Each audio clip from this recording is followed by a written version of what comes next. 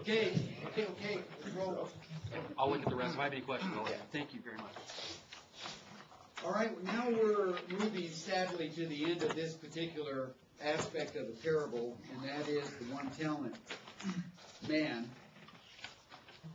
He says, Master, I knew you to be a hard man, reaping where you did not sow,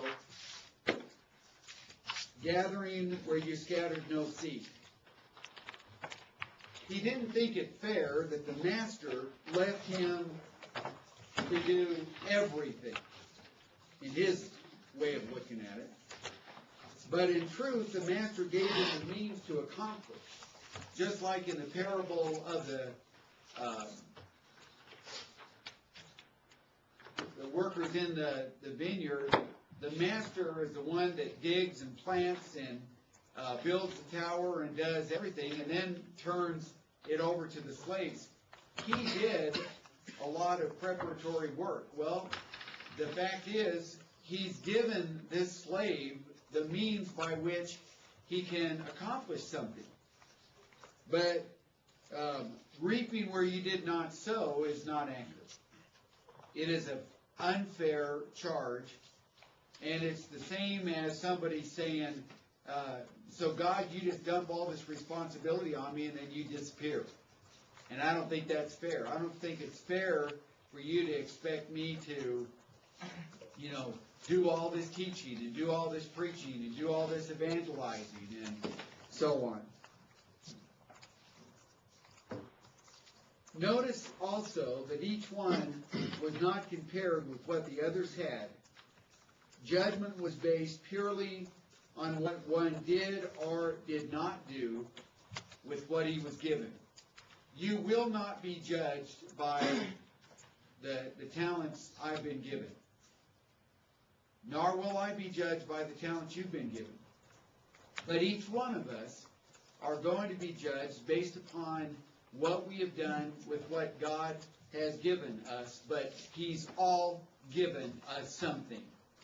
There is no such thing as a zero talent man, unless you want to get beyond the scope of the parable and maybe talk about somebody that's retarded or severely mentally disabled or something like that. But that's really not the point.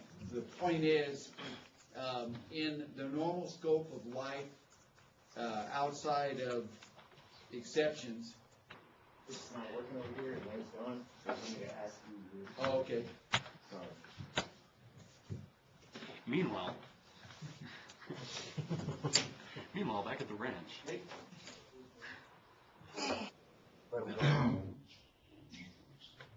Okay, he says in verse 25, and I was afraid.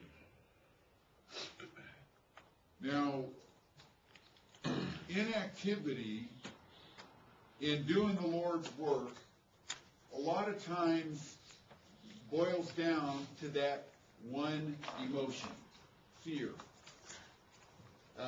Fear of failure, fear of rejection, and so we just, bottom line, don't get the job done. Whereas the first two, they just got after it and went to work, did their best, and found success. That's all that God asks of us, is to not let fear move us into inactivity. I went away, hid your talent in the ground. That reminds us again in the Can you hear me in that classroom, Dennis? Yeah, gotcha. Well, that is weird. Yeah. So maybe it's something in our classroom, you think? Yeah, I think so, because I'm obviously transmitting sound out of here. Yeah. Well, unfortunately, Wayne Nelson got dental problems, so he's gone to the dentist. He's not here. All right. Well, tell him to call the help desk or check it out and see what happens there, okay? What's that? Tell him to call the help desk in Memphis, and they'll help you figure it out. Okay. All right, sorry, bye. All right, bye. So now what did he do to our recording? It's still going. Oh, you just recorded that? Yeah. Oh, this is. You're about to shut off though.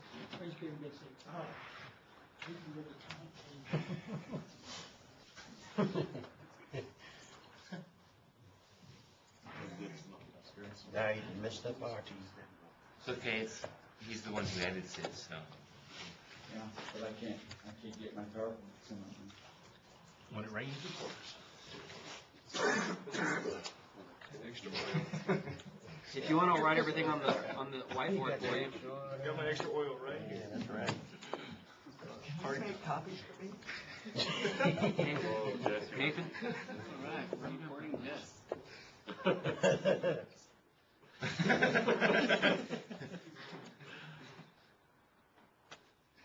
I'll go get something. After that interview.